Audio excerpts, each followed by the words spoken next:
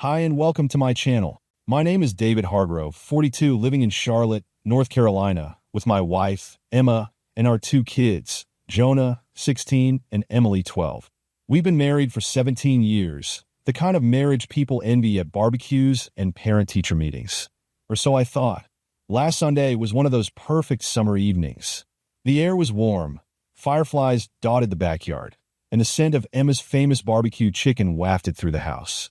But instead of enjoying the quiet peace of family life, I found myself alone on the couch. Emma was working late again, and the kids were absorbed in their own worlds. Jonah in his room with his guitar, Emily playing Minecraft. I idly scrolled through my phone, half watching a rerun of Breaking Bad, when I got a text from a number I didn't recognize. You need to know the truth about Emma. Check her phone. Look for JD. At first I thought it was spam, but something about the timing, her unexplained absences, and the cryptic initials gnawed at me. I shoved the thought aside, choosing to give her the benefit of the doubt. But then Emma walked in. Her entrance was abrupt. She dropped her bag by the door and kicked off her shoes, but her expression didn't match her usual late work hustle persona. Her cheeks were flushed, and her hair was just a little too perfect for a long day at the office. She flashed a quick smile before heading straight for the shower. No griting, no casual chat, just an unsettling silence. When she left her bag by the couch, I couldn't resist. I peeked inside, telling myself it was just to prove my paranoia wrong. Her phone wasn't in there, likely charging upstairs. But what caught my attention was a folded receipt tucked into her wallet. It was for dinner at an upscale Italian place downtown, dated for tonight. 4/2. I placed it back carefully, my hands trembling. My mind raced with questions. Was I overthinking? Jumping to conclusions? The thought of JD lingered, taunting me. Emma came downstairs in her bathrobe, her wet hair draped over her shoulders. She looked at me with the kind of practiced smile you'd give an old friend, not a husband of nearly 2 decades. "How was your evening?" she asked, her voice light. "Uneventful," I replied, unable to meet her gaze. That night, as Emma slipped into bed beside me, her soft breaths signaling she'd fallen asleep, I made a decision. I needed answers, and I was going to get them. The next morning, I woke early, my mind racing from the events of the previous night. Emma was still asleep, her chest rising and falling in a peaceful rhythm. The irony wasn't lost on me. How she could rest so easily while my thoughts were tangled in suspicion. I slipped out of bed quietly and headed to her office downstairs. Emma's phone was there, charging on her desk. My hand hesitated as I reached for it. It felt wrong, but the nagging doubt in my mind outweighed any guilt. Unlocking her phone was easy. She'd never changed the passcode from her usual birthday combo. I opened her messages and scrolled, searching for the initials JD. Nothing. The usual text with coworkers, friends, and a group chat for the PDA. For a moment, I felt relief. Maybe I was wrong. Then I noticed the app, a messaging platform I'd never seen her use before, its icon tucked discreetly on the second page of her phone. I opened it and was immediately greeted by a chat history with a contact labeled only as J. My stomach churned as I read, "J, last night was perfect. I can't stop thinking about you. Emma, I feel the same. I wish we didn't have to sneak around like this." The timestamps confirmed the exchange had happened less than an hour before she came home. My hands trembled as I scrolled further, seeing weeks' worth of messages filled with inside jokes, intimate confessions, and plans for future meetings. The frequency of their conversations made it clear this wasn't a casual fling. I backed out of the app, put her phone down, and stood in the dimly lit office, my mind spinning.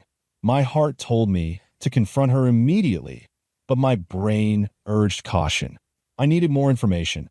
Who was Jay? And how long had this been going on?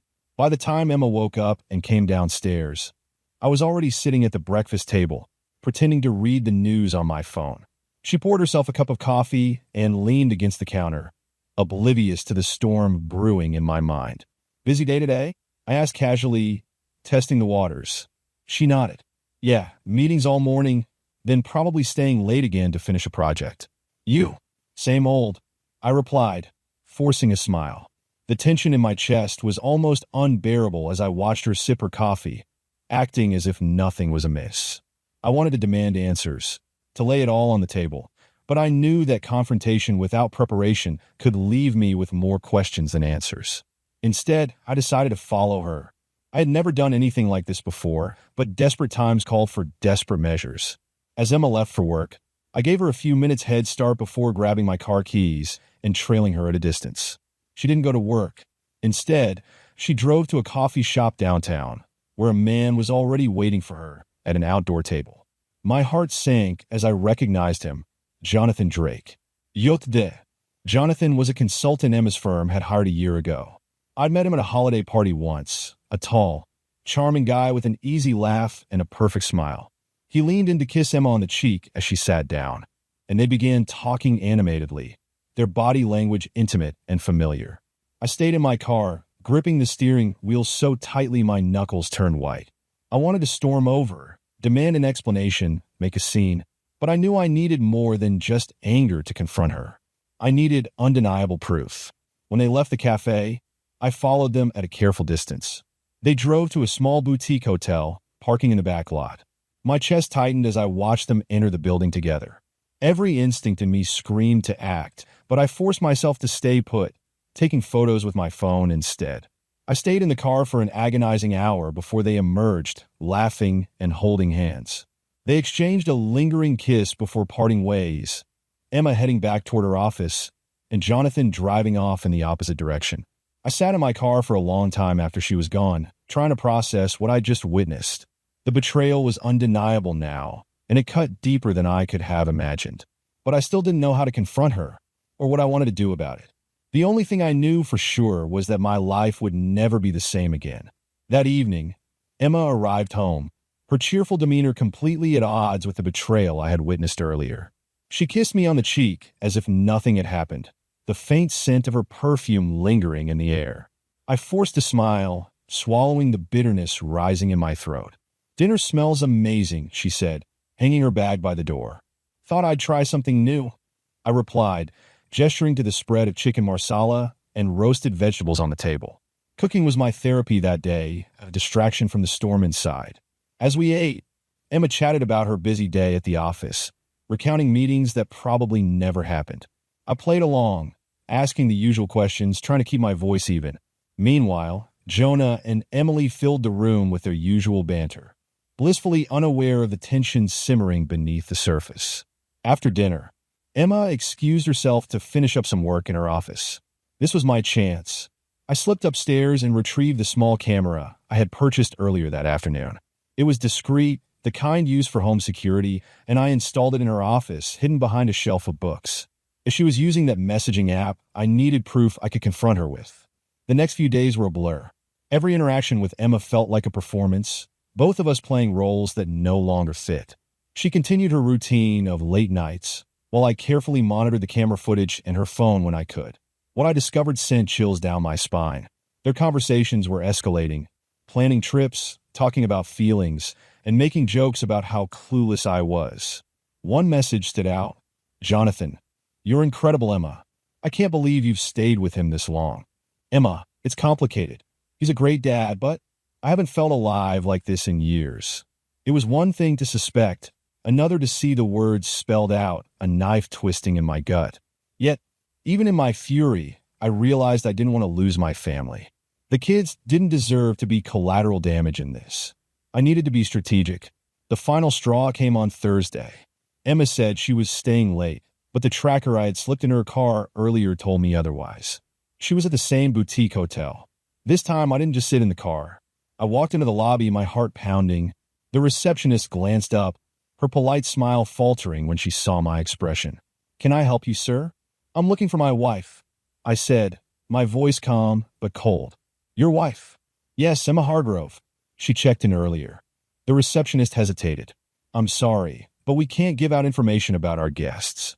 I leaned closer, lowering my voice. "Look, I know she's here.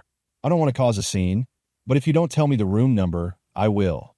Her eyes widened, and she glanced around nervously before typing something into her computer. "Room 214, she whispered. I took the stairs two at a time, my pulse racing. When I reached the door, I hesitated for a moment, the enormity of what I was about to do sinking in. But then I knocked, loud and firm. There was shuffling inside, then Jonathan's voice. "Who is it?" "Meinten Angsa, Elite." The door opened a crack, and the moment Jonathan saw me, his face went pale. He tried to shut the door, but I slammed it open, stepping inside. Emma stood by the bed, clutching a sheet around her. Her face turned from shock to panic. "David, what are you doing here?" she stammered. "I could ask you the same thing," I said, my voice icy. I turned to Jonathan, who was hastily pulling on his shirt. "You've got 2 seconds to get out before I throw you out." Jonathan didn't argue. He grabbed his shoes and bolted past me without another word. When the door slammed shut behind him, I turned back to Emma. She was trembling, tears welling in her eyes. "David, don't," I snapped. "Don't you dare try to explain this away." Her lips quivered, but she said nothing. "I trusted you," I said, my voice breaking. "I gave you everything, Emma, and this is how you repay me." She sat down on the edge of the bed, burying her face in her hands. "I'm sorry," she whispered. "I didn't mean for this to happen." "Didn't mean for it to happen?" I repeated, my anger flaring again. "You've been lying to me, to the kids, sneaking around with that guy for who knows how long." Her sobs grew louder, but I didn't care. I had spent days drowning in pain and doubt. Now it was her turn to feel the weight of her actions. "I don't know what happens next," I said finally, my voice steadier. "But I'm done playing the fool." I turned and walked out, leaving Emma alone in the room. The drive home was a haze of emotions: anger, betrayal, and a gnawing emptiness that wouldn't let go. When I pulled into the driveway, the house loomed large and uninviting, a place that had once felt like a sanctuary. Inside, Jonah and Emily were sprawled on the couch, their laughter echoing through the living room as they watched some comedy show. Their happiness was a cruel contrast to the chaos in my heart. "Hey, Dad," Jonah called, barely glancing up. Emily waved, her eyes glued to the screen. I forced a smile. "Hey, kids, how's it going?" "Good," Emily replied, her voice light. "Mom's not home yet." "No," I said, keeping my tone even. "She's working late again." The words tasted bitter, but I couldn't let them see the truth. Not yet. I needed a plan. Upstairs, I closed the door to my bedroom, sinking onto the edge of the bed. My phone buzzed in my pocket, and I pulled it out to see a text from Emma. "David, please, can we talk? I'm on my way home." I stared at the message for a long time, debating whether to respond. Part of me wanted to delete it, to ignore her completely. Another part knew that confrontation was inevitable. When Emma walked through the door an hour later, her face was pale, her eyes red from crying. She stood in the entryway, clutching her purse like it was a lifeline. "David," she began softly. "Not here," I interrupted, nodding toward the living room where the kids were. "Upstairs." She followed me silently, the tension between us palpable. Once the bedroom door was shut, I turned to face her. "Start talking," I said, folding my arms. Emma hesitated, tears welling up again. "It wasn't supposed to be like this," she said finally. "Jonathan and I, it just happened. I didn't mean to hurt you." I let out a bitter laugh. "You didn't mean to hurt me?" Sneaking around, lying to my face. "What did you think was going to happen, Emma?" She flinched at my words, but I didn't stop. "How long?" I demanded. "How long has this been going on?" She looked away, her voice barely above a whisper. 6 months. 6 months? I repeated, the number hitting me like a punch to the gut. "So, all this time, while I've been taking care of the kids, making excuses for your absences, you've been with him?" Emma nodded, her tears falling freely now. "I didn't plan for this, David. I was lonely. You were always so busy, so distracted. I felt invisible." Her words stung, but they didn't justify what she'd done. "So, your solution was to find someone else? To betray your family?" She sobbed harder, her shoulders shaking. "I don't expect you to forgive me," she said, "but I need you to understand. I never stopped loving you. I lost myself. Don't you dare try to twist this into some soul-searching excuse," I said, my voice rising. "You made a choice, Emma, a selfish, destructive choice. And now our entire family is paying the price." She reached out to touch my arm, but I pulled away. The sight of her, the smell of her perfume, it was too much. "I can't do this right now," I said, turning toward the door. "You've destroyed everything we built together. I need time to figure out what comes next." Emma didn't try to stop me as I left the room. I spent the rest of the night on the couch, staring at the ceiling, wondering how the hell my life had come to this. The next morning, Emma was unusually quiet as we got the kids ready for school. Jonah and Emily noticed the tension, but didn't ask questions. As I watched them leave, backpacks slung over their shoulders, I made a silent promise to myself. Whatever happened between Emma and me, I wouldn't let it break them. Later that day, I made 2 calls. The first was to a divorce attorney. The second was to a private investigator. If Emma thought she could walk away from this unscathed, she was sorely mistaken. The first call, to the divorce attorney, was practical, a necessary step in a process I was still coming to terms with. Her name was Amanda Pierce, a seasoned professional with a reputation for being both sharp and empathetic. I laid out the situation in cold, clinical detail over the phone, and she listened without interruption. "I'm sorry you're going through this," Amanda said when I finished. "Infidelity cases are emotionally taxing, but if you're ready to proceed, we can put together a strategy that prioritizes your children's well-being while protecting your interests."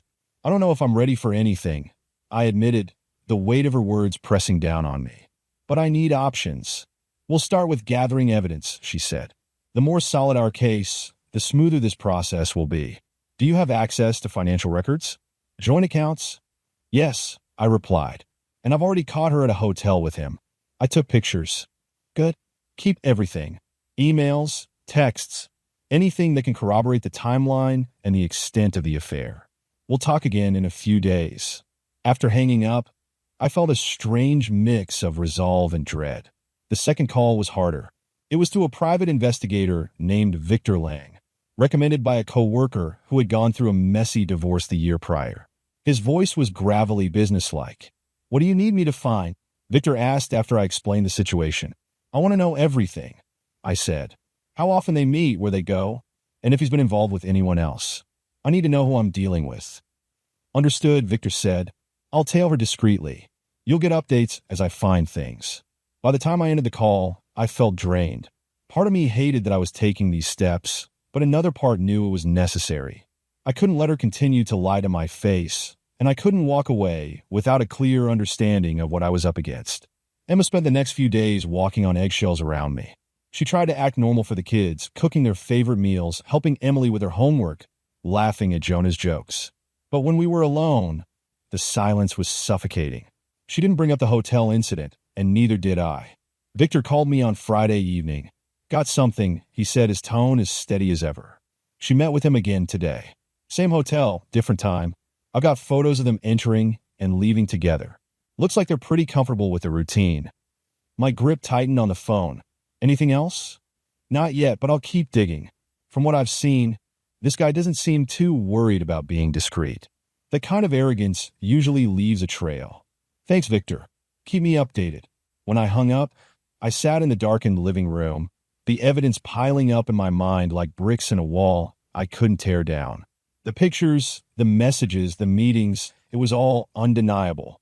But what hit me hardest was Emma's ability to go through the motions of our life as if nothing had changed. That weekend, I decided it was time to act. While the kids were at a friend's house, I called Emma into the living room. She sat across from me, her hands fidgeting in her lap. "We need to talk," I said, my voice firm. "I know," she said, her eyes filling with tears. "David, I'm so sorry.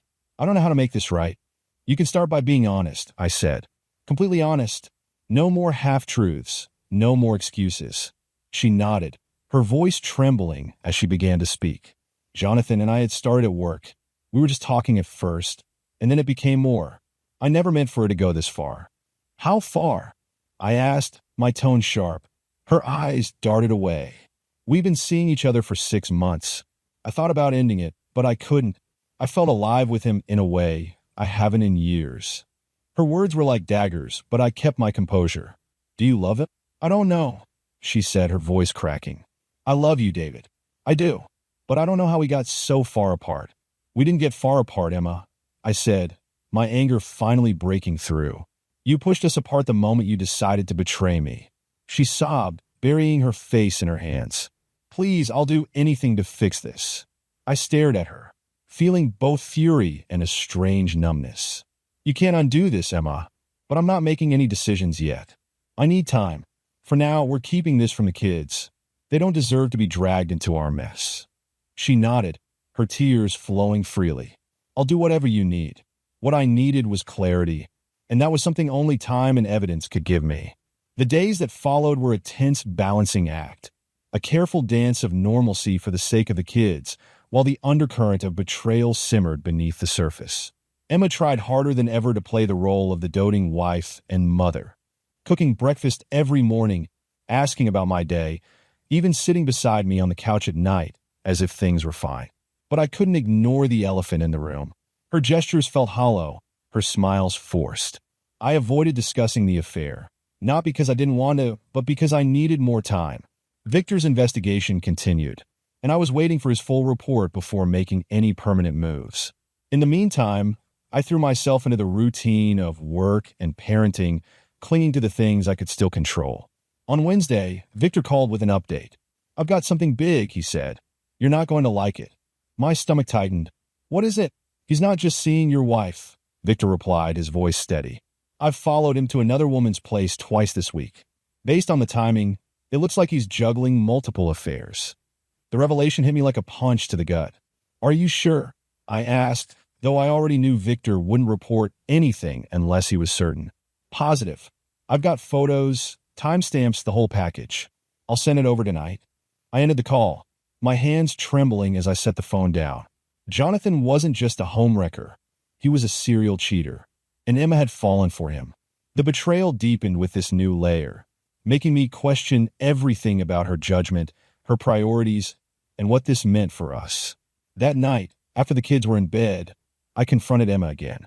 She was sitting in the kitchen, a mug of tea in her hands, when I walked in and placed Victor's folder on the table. "What's this?" she asked, her brow furrowing. "Open it," I said, my tone clipped. She hesitated before flipping the folder open. Her face went pale as she sifted through the photos of Jonathan with another woman, their intimate moments captured in stark clarity. "I had him investigated," I said bluntly. "Turns out you're not the only one he's been sneaking around with." Emma's hand flew to her mouth, her eyes welling with tears. "I didn't know," she whispered, her voice shaking. "Of course you didn't," I snapped. "You were too busy feeling alive to see the truth."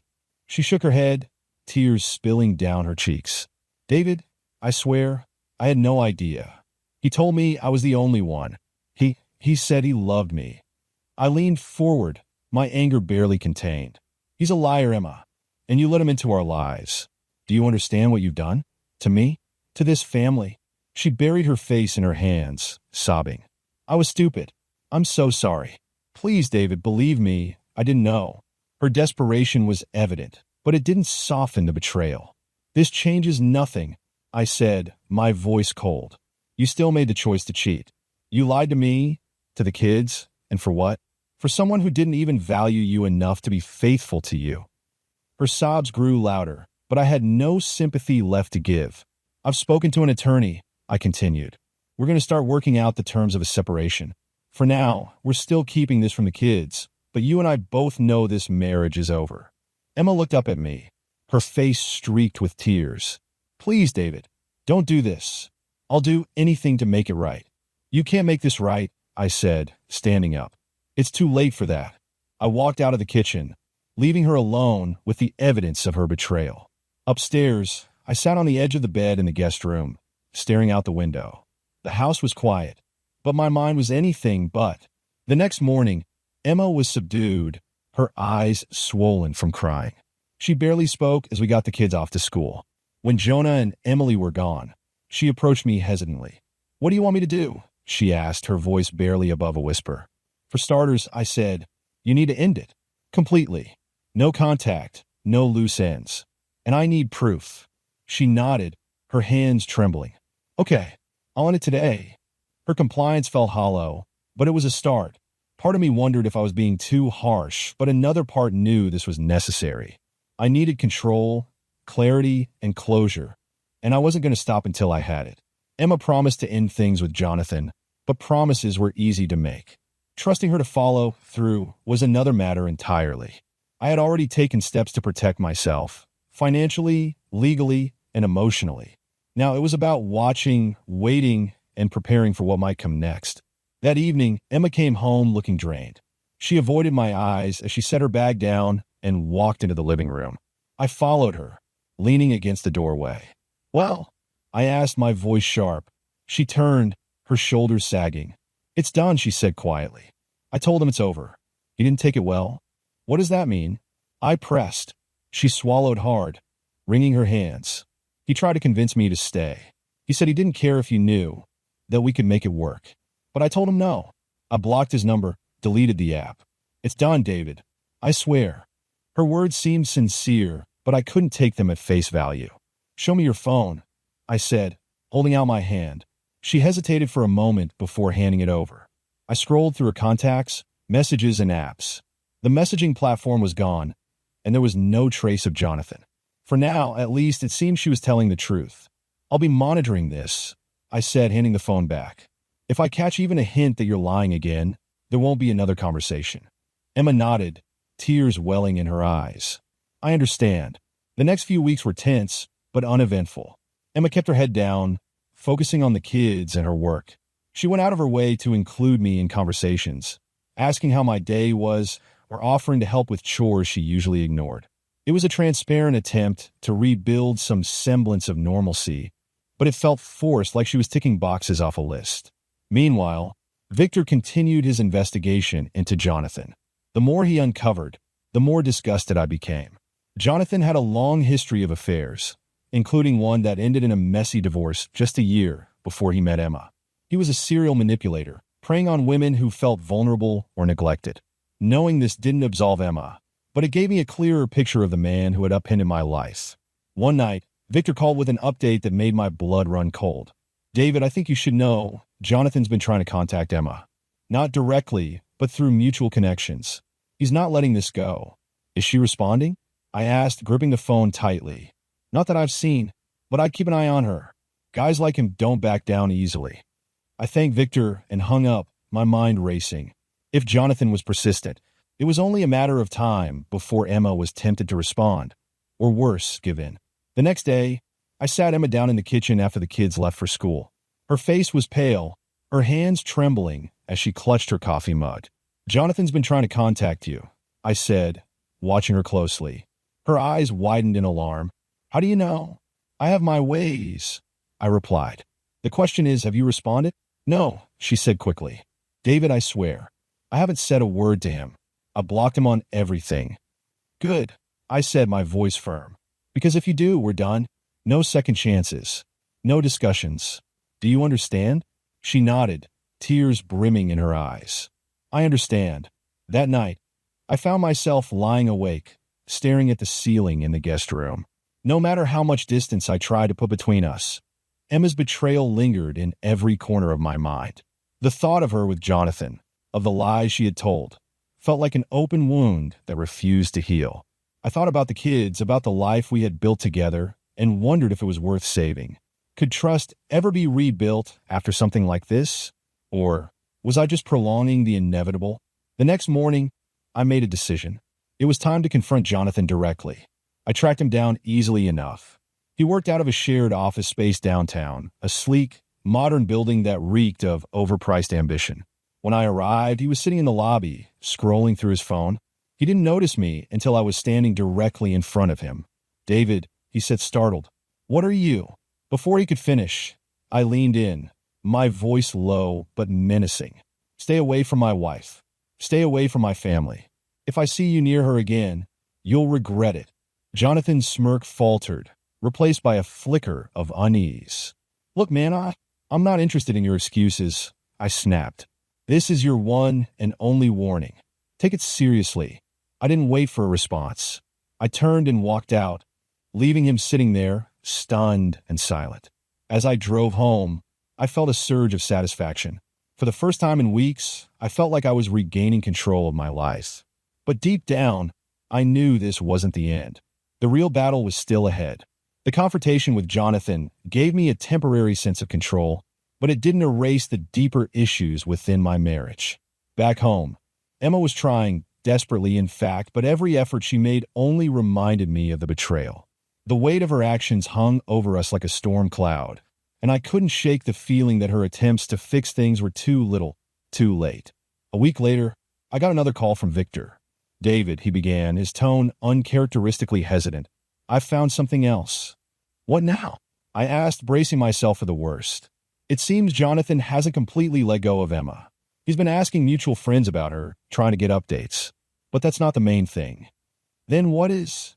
I demanded. He's been spreading rumors, Victor said, telling people you're abusive, that you're the reason Emma was forced into the affair. He's painting himself as the hero who rescued her from a bad situation. I clenched my jaw, fury boiling to the surface. That son of a... David, stay calm, Victor interrupted. I've seen this before. He's trying to manipulate the narrative, make himself look like the victim. It's a tactic plain and simple. Why? I asked, my voice shaking. Why would he do this? To justify his actions, Victor replied, and possibly to win Emma back. If he can turn people against you, it's easier for him to worm his way back into her life. The thought of Jonathan spreading lies about me, trying to twist the truth, was infuriating. But more than that, it was dangerous. If people believed his story, it could have real consequences, not just for me, but for my kids. That night, I told Emma about the rumors. She looked horrified.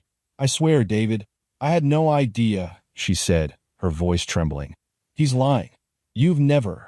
I know, I interrupted. But the fact that he's willing to go this far, that's a problem. You need to make it clear to him, once and for all, that he's out of your life.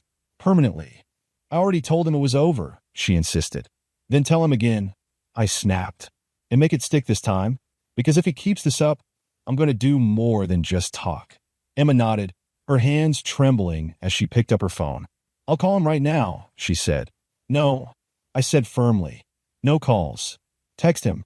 I want a record of what you say. She hesitated, then nodded again, typing out a message under my watchful eye. Emma, Jonathan, stop contacting me. It's over. I don't want to see you or hear from you again. Leave me and my family alone. She hit send, then showed me the screen. Satisfied? She asked, her voice small. For now, I replied, though the truth was, I wasn't sure I'd ever be satisfied. Trust had been shattered, and no amount of messages or apologies could fully repair it. The following morning, I received an unexpected email from Victor. Attached were photos of Jonathan meeting with another man at a bar. Victor had added a note. This guy works in HR at Emma's company. You might want to find out what they were talking about. The implication was clear. Jonathan might be trying to stir up trouble at Emma's workplace. I forwarded the email to Emma without a word, then waited for her reaction. When she saw it, her face went pale. Oh my God, she whispered. That's Brad. He's one of the senior managers. Why would Jonathan be meeting with him? I asked, though I already suspected the answer. I don't know, she said, panic creeping in her voice. But if he's trying to get me fired, her sentence trailed off, but the fear in her eyes said it all. Jonathan wasn't just a threat to our marriage. He was a threat to our livelihood. That evening, I made another call to Amanda, the divorce attorney.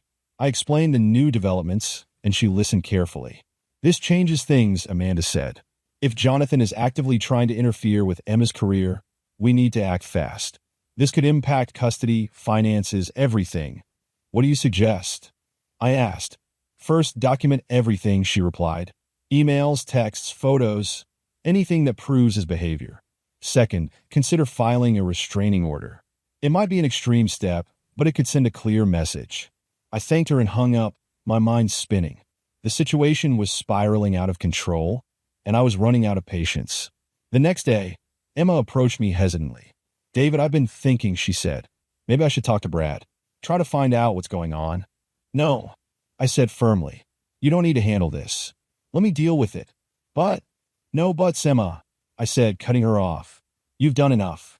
This is my family, my life, and I'm not letting that bastard ruin it. She looked hurt but didn't argue. And as I walked away, I realized that I wasn't just fighting to protect myself anymore. I was fighting to reclaim everything Jonathan had tried to take from me. The following week, the tension hit a breaking point. Emma was jittery, constantly checking her phone, even after claiming she had blocked Jonathan on all platforms. I noticed her deleting messages, and despite her assurances that it was spam, I couldn't shake the feeling that something was still going on behind my back. Victor called with another bombshell. Jonathan had been bragging to mutual acquaintances that he had one last card to play. The implications were chilling, but I wasn't sure what he meant until it all unfolded in the most surreal way possible. It was Friday evening, and the kids were spending the night at my sister's house. Emma was upstairs, claiming she was working on some spreadsheets for her job. I was in the living room, reviewing Victor's latest email about Jonathan, when the doorbell rang. I wasn't expecting anyone. When I opened the door, I found a courier holding an envelope. "David Hargrove?" he asked. "Yeah, that's me." He handed over the envelope, nodded, and walked away.